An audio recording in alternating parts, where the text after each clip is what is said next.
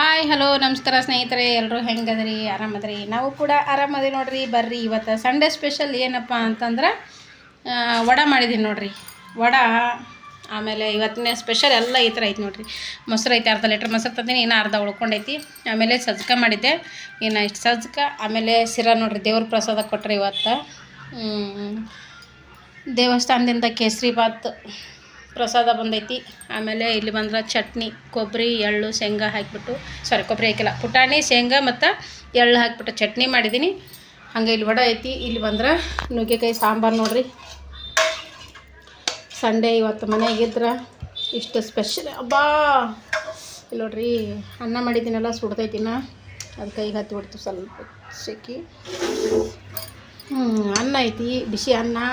ಆಮೇಲೆ ಸಾಂಬಾರು, ಸುಡು ಸಾಂಬಾರು, ವಡೆ, ಹಂಗೆ ಬಂದ್ರೆ ಮೊಸರು, ಇಲ್ಲಿ ಸಜ್ಕ, ಇಲ್ಲಿ ಸಿರಾ, ಇದು ಇಷ್ಟೆಲ್ಲ ಊಟ ಐತೆ ನೋಡ್ರಿ. ಬರ್ರಿ ಇವಾಗ ಮಗನಿಗೆ ಹಾಕಿ ಕೊಡೋಣ ನೋಡಿರಿ.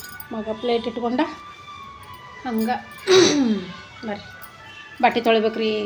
ಇವಾಗ ಇಷ್ಟೆಲ್ಲಷ್ಟೇ ಟಿಫಿನ್ ಮಾಡಿಬಿಟ್ಟು ಅಲ್ಲಿ ಬಟ್ಟೆ ಇಟ್ಟಿದ್ದೀನಿ, ಬಟ್ಟೆ ತೊಳಿಬೇಕು.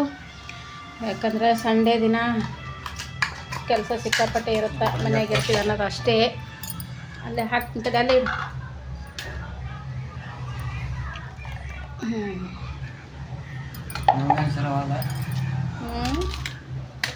ಸಿರವಲ್ಲ ಮತ್ತೆ ಹೆಂಗೆ ಮಾಡಬೇಕು? ದೇವ್ರ ಪ್ರಸಾದಪ್ಪ ತಿನ್ಬೇಕು ಅಷ್ಟೇ. ಬೆಳಗ್ಗೆ ಹೊತ್ತು ತಿಂದು ಆಯ್ತನ, ಅದು ಸಂಜೆನ ತಂದು ಕೊಟ್ರಿ, ಅದಕ್ಕೆ ಫ್ರಿಜ್ನಾಗ ಎತ್ತಿಟ್ಟಿದ್ದೆವು. ಶನಿವಾರ ಅಲ್ಲ, ನಿನ್ನೆ ಆಂಜನೇಯನ ಪ್ರಸಾದ ಅದು. ಹಾಗಾಗಿ ನಾನು ಮನೆಗೆ ಗೊತ್ತಿಲ್ಲದೇ ಸಜ್ಜಿಕ ಮಾಡಿದ್ದೆ. ಅದು ದೇವ್ರ ಪ್ರಸಾದ ಬಂದೈತಿ, ಹೆಂಗೆ ಬಿಡಬೇಕು ಅಂತ ಹೇಳಿಬಿಟ್ಟು ಕೊಡ್ರಿ ಅಂತಂದೆ. ತಂದು ಕೊಟ್ರಿ, ದೇವಸ್ಥಾನದ ಅರ್ಚಕರು ತಂದು ಕೊಟ್ರು ನೋಡ್ರಿ. ಎಲ್ಲ ಕೇಸರಿ, ಇದು ಮನುಕ, ಗೋಡಂಬಿ, ಆಮೇಲೆ ಲವಂಗ ಹಾಕಿರ್ತಾರೆ. ಇದು ಪೈನಾಪಲ್ ಫ್ಲೇವರ್ ಐತ್ರಿ, ಪೈನಾಪಲ್ ಹಾಕಿಬಿಟ್ಟು ಮಾಡಿರ್ತಾರೆ ಕೇಸರಿ ಬಾತು. ಹಂಗೆ ನಮ್ಮ ಮನೆ ಸಜ್ಕ ಮಾಡಿದ್ನಲ್ಲ, ಹಾಗಾಗಿ ಅದು ಉಳ್ಕೊಂಡ್ಬಿಡ್ತು. ಅದಕ್ಕೆ ಫ್ರಿಜ್ನಾಗ ಎತ್ತಿಟ್ಟಿದ್ದೆವು. ಇಷ್ಟೆಲ್ಲ ಐತೆ ನೋಡ್ರಿ. ಬರ್ರಿ ಟಿಫಿನ್ ಮಾಡೋಣ. ಮಗ ಮಾಡಕತ್ತಾನ ನೋಡ್ರಿ, ನಡೆಸ್ಯಾನ. ಹೆಂಗೈತಪ್ಪ? ಆಯ್ತು. ಬರ್ರಿ, ನಾನು ತಿನ್ನಕತ್ತೀನಿ. ಏನು ವಡೆ ಕರೆದಿದ್ನಲ್ಲ, ಅದೇ ಪ್ಲೇಟೇ ತೊಗೊಂಡಿದ್ದೀನಿ. ಮತ್ತೆ ಯಾಕೆ ನಾನು ತೊಳೆಯೋದಕ್ಕೆ ಇದು ಮಾಡ್ಬೇಕಂತ ಹೇಳ್ಬಿಟ್ಟು, ಸಾಂಬಾರು ಜೊತೆಗೆ, ಸಾಂಬಾರಲ್ಲಿ ಡೀಪ್ ಮಾಡ್ಕೊಂಡು ತಿಂದ್ರೇ ಚಂದ ವಡೆ. ಇದ್ರ ಜೊತೆಗೆ ಇಡ್ಲಿ ಆಗ್ಬೇಕಾಗಿತ್ತು. ಸಾರಿ, ಇಡ್ಲಿ ಪಾತ್ರೆ ನಾನು ಇಲ್ಲಿ ತಂದಿಲ್ಲ. ಹಾಗಾಗಿ ಮಗ ಕೇಳಿದನ್ರಿ, ಹೊರಗಡೆ ಅಂತ ತರ್ತೀನಿ ಅಂದ. 10 ರೂಪಾಯಿಗೆ ಒಂದು ವಡೆ ಇರ್ತಾವೆ, ಅದು ಇಷ್ಟಿಷ್ಟೇ ಇರ್ತಾವೆ ರೀ. ನಾವು ಒಂದು ವಡದೊಳಗೆ, ಈ ವಡದೊಳಗೆ ಅವ್ರು 3 ವಡೆ ಮಾಡಿರ್ತಾರೆ. ಅದಕ್ಕೆ ಹೊರಗೆ ದುಡ್ಡು ಕೊಟ್ಟು ತಂದದ್ದು ಹೊಟ್ಟಿಗೂ ಹತ್ತಲ್ಲ, ಸುಮ್ಮನೆ ರೊಕ್ಕ ಖರ್ಚಾದಂಗೆ ಆಗ್ತದೆ. ಮನ್ಯಾಗ ಹೆಂಗೂ ಉದ್ದಿನ ಬೇಳೆದು ಊರಿಂದ ತೊಗೊಂಬಂದಿದ್ದೆ. ಹಂಗೆ ಉದ್ದಿನ ಬೇಳೆ ಅದಾವ, ನಾನೇ ಮಾಡಿಕೊಡ್ತೀನಿ ತಡಿಯಪ್ಪ ಅಂತ ಹೇಳ್ಬಿಟ್ಟು ನೈಟು ನೆನೆ ಹಾಕಿದೆ ಉದ್ದಿನ ಬೇಳೆನ. ಬೆಳಗ್ಗೆ ಅದು ಮಿಕ್ಸಿಗೆ ಹಾಕ್ಕೊಂಡು ಮಾಡಿದ್ದೀನಿ ನೋಡಿರಿ. ಸೂಪರ್ ರೀ. ಗರಿ ಗರಿಯಾದ ವಡೆ.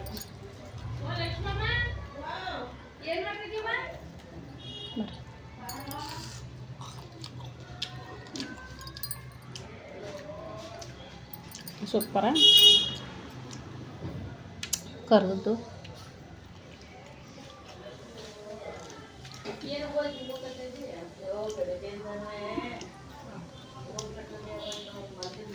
ಬಾಳ ಮುಂದಕ್ಕೆ ಮಾಡಿ.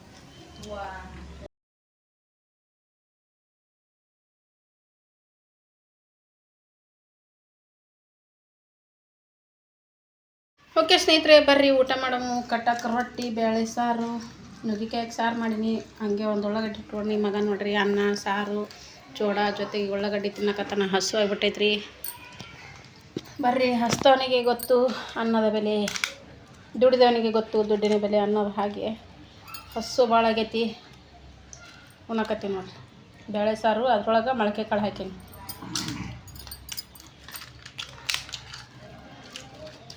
ಮಗ ತಿಂತಾನಂತ ಯಾಕೆ ಮೊಳಕೆ ಕಾಳು ಮಾಡಿಟ್ರ ತಿನ್ನಲಿಲ್ಲ. ಅದಕ್ಕೆ 1 ಕಪ್ ಇದ್ದು ರೀ, ಅದಕ್ಕೆ ಬೇಳೆ ಸಾಂಬಾರು ಹಾಕೀನಿ. ಒಂಥರ ಟೇಸ್ಟ್ ಮಸ್ತ್ ಆಯ್ತು, ಮೊಳಕೆ ಕಾಳು ಹಾಕಿ ಮಾಡಿದ್ದು.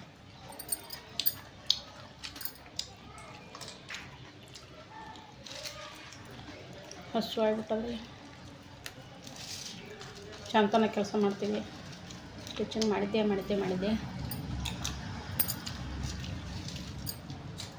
ನಮ್ಮ ಆಕಾಶನ ಹೈರಾಣ ಆಗ್ತದ.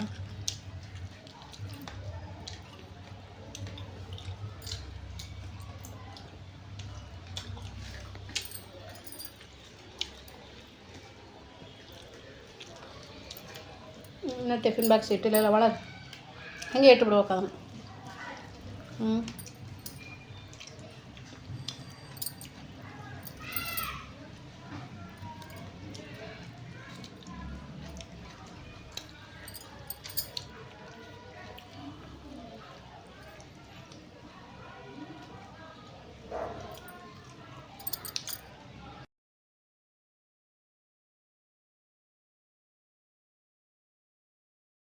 ಓಕೆ ಸ್ನೇಹಿತರೆ, ನೋಡಿರಿ ತಂಗಿ ಚೋಡ ಕಟ್ಟಾಳ, ಚೋಡ ಸೇವಾ ಇವೆಲ್ಲ ಕಟ್ಟಾಳ. ಆಮೇಲೆ ಅಮ್ಮ 1 kg ಕಡಲೆ ಹಿಟ್ಟು, ಆಮೇಲೆ ನೋಡಿರಿ ಕೊಬ್ಬರಿ ಚಟ್ನಿ ನಮ್ಮ ಕಡೆ ಸ್ಪೆಷಲ್ ನೋಡಿರಿ ಪೂರ್ತಿ ಎಣ್ಣೆ ಬಿಟ್ಬಿಟ್ಟೈತಿ ನೋಡಿರಿ, ಕೈಗೆ ಎಣ್ಣೆ ಕಟ್ಟಿರಲ್ರಿ, ಪೂರ್ತಿ ಎಣ್ಣೆ ಬಿಟ್ಬಿಟ್ಟೈತಿ. ಇಷ್ಟಕ್ಕೊಂದ ಹಿಂಡಿ ಕಟ್ಟಾರಿ ಶೇಂಗಾ ಚಟ್ನಿ. ಆಮೇಲೆ ಇವೆಷ್ಟು ಚಲೋ ಅಕ್ಕಿ ಕಟ್ಟಾರಿ, ಇವೆಷ್ಟು ರೇಷನ್ ಅಕ್ಕಿ ಕಟ್ಟ್ರ. ಆಮೇಲೆ ಇದೊಂದು ಬ್ಲ್ಯಾಂಕೆಟು. ನಮ್ಮ ತಂಗಿ ಸೋಪ್ ಕಟ್ ಅಂತ ಹೇಳಿದೆ, ಸೋಪ್ ಭಾಳ ದಪ್ಪ ಅಂದ್ರೆ ದಪ್ಪ ಸಿಗ್ತಾವ್ರಿ. ಹೀಗಾಗಿ ಒಂದಿಷ್ಟು ಸೋಪ್ ಕಟ್ಟವಾಗಿತ್ತು. ಅದು ಊಟ ಮಾಡಿದ್ವಾಗ ರೂಢ ಆಗಿಬಿಟ್ಟೈತಿ ರೀ ನಮ್ಗೆ. ಊಟ ಮಾಡಿದ್ವಾಗ 2 ಕಾಳು ಬಾಯಿ ಹಾಕ್ಕೊಂಡ್ರೆ ಉಂಡು ಜೀರ್ಣ ಆಗುತ್ತೆ ಅನ್ನೋರ್ಗತೆ ಆಗೈತೆ ಅದು. ಹೀಗಾಗಿ ಸೋಪು. ಆಮೇಲೆ ಇದು ಬ್ಲ್ಯಾಂಕೆಟ್ ನೋಡಿರಿ, ಇದು ದೊಡ್ಡ ಬ್ಲ್ಯಾಂಕೆಟ್ ಐತಿ.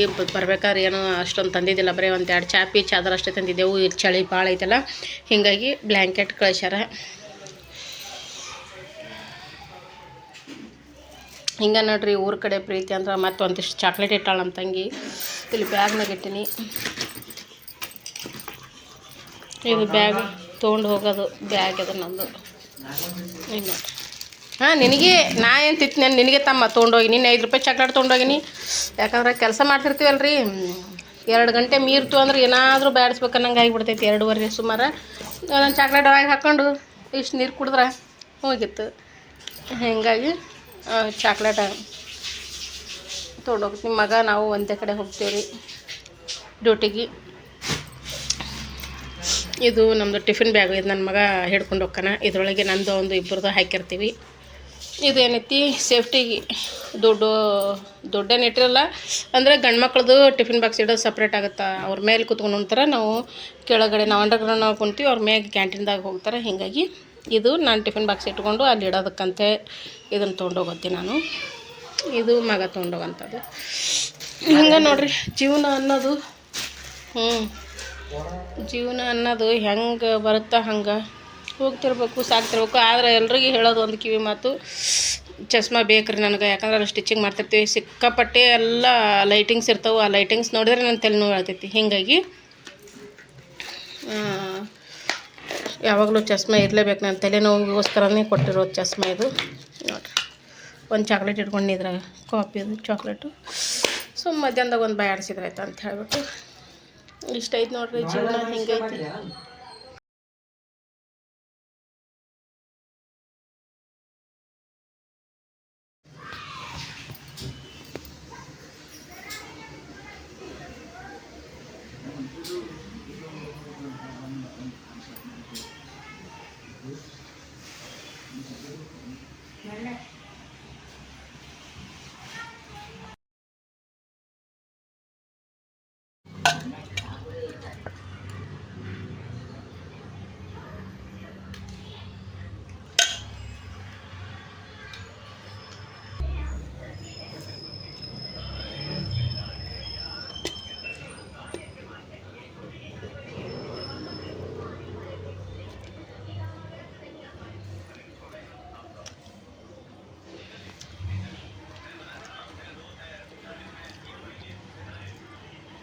ಕರಿಬಿಟ್ಟು ಸನ್ನೆ ಮಾಡು, ಮಾರ್ಯಾರ ನೋಡಿಲ್ಲ ಏನು ಇದಿಲ್ಲ. ನೀನು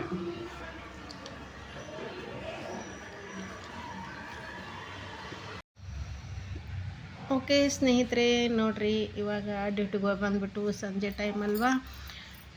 ರೊಟ್ಟಿ ಆಮೇಲೆ ದಪ್ಪ ಮೆಣಸಿನ್ಕಾಯಿ ತೊಗೊಂಬಂದಿದ್ದೆ ಬರಬೇಕಾದ್ರೆ. ದಪ್ಪ ಮೆಣಸಿನ್ಕಾಯಿ ಪಲ್ಯ ಮಾಡಿ ಊಟ ಮಾಡಿ ಮಕ್ಕೊಳೋದು ನೋಡಿರಿ. ಯಾಕಂದ್ರೆ ಚಂತನ ಸ್ಟಿಚಿಂಗ್ ಕೆಲಸ ಮಾಡಿ ಸುಸ್ತಾಗಿರುತ್ತೆ. ಹೀಗಾಗಿ ಯಾವಾಗಾರ ನೆಲ ಸಿಕ್ಕಿತ್ತಪ್ಪ ಅನ್ನಂಗೆ ಆಗಿಬಿಟ್ಟಿರ್ತೈತಿ.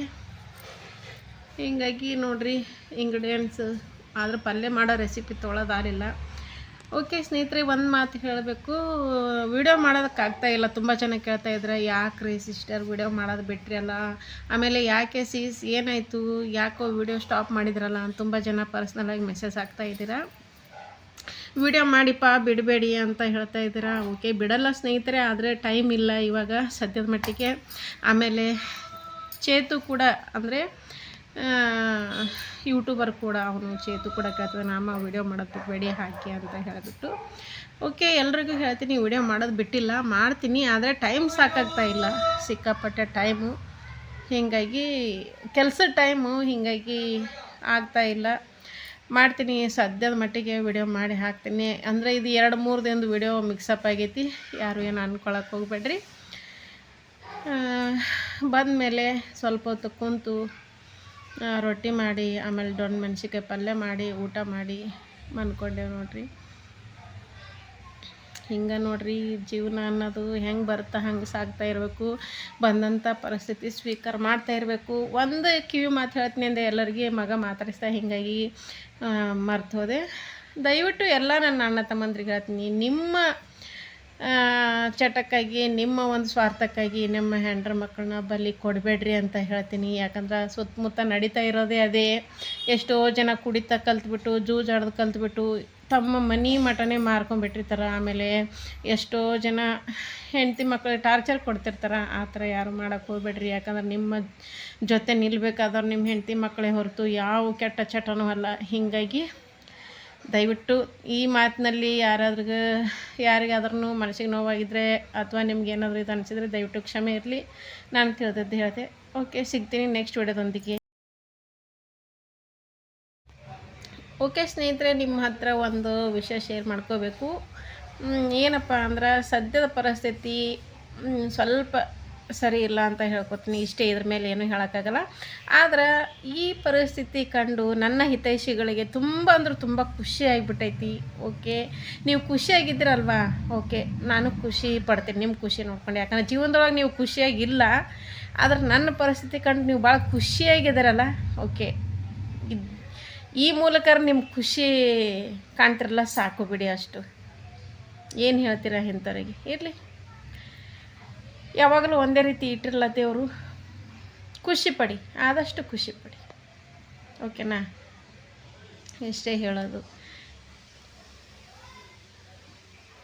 ಹೆಂಗೆ ಅಂದರೆ ಜನ ನಮ್ಮವರು ಅನ್ಕೊತೀವಲ್ಲ, ನಮ್ಮ ಒಳಗಣ್ಣೆ ಸಣ್ಣಗೆ ಕಿಡಿ ಹಚ್ಚಿಬಿಟ್ಟಿರ್ತಾರಲ್ಲಿ. ಯಾರು ನಮ್ಮವರಲ್ಲ, ಯಾವ ಬಂಧು ಬಳಗ ಯಾರು ನಮ್ಮವರಲ್ಲ, ಯಾವ ಸಂಬಂಧಿಕರು ನಮ್ಮವರಲ್ಲ. ಸ್ನೇಹಿತರೆ, ನಮ್ಮ ಪರಿಸ್ಥಿತಿ ಬಂತಂದ್ರೆ ನಾವೇ ಅನುಭವಿಸ್ಬೇಕು. ಒಂದು ಒಳ್ಳೆ ಖುಷಿಯಾಗಿದ್ದಾಗ ಎಲ್ಲರೂ ಬರ್ತಾರೆ ಸ್ನೇಹಿತರೆ, ನಮ್ಮ ಕಷ್ಟ ಕಾಲಕ್ಕೆ ಯಾರೂ ಬರಲ್ಲ. ಆಯಿತಾ? ಇದು ನನ್ನ ಅನುಭವದ ಮಾತು ಹೇಳ್ತೀನಿ ನಿಮ್ಗೆ. ಖುಷಿ ಕಾಲಕ್ಕೆ ಎಲ್ಲರೂ ಬರ್ತಾರೆ. ನಾವು ಸಂತೋಷವಾಗಿದ್ದಾಗ, ದುಡ್ಡಿದ್ದಾಗ ಎಲ್ಲರೂ ನಮ್ಮ ಜೊತೆ ಇರ್ತಾರೆ.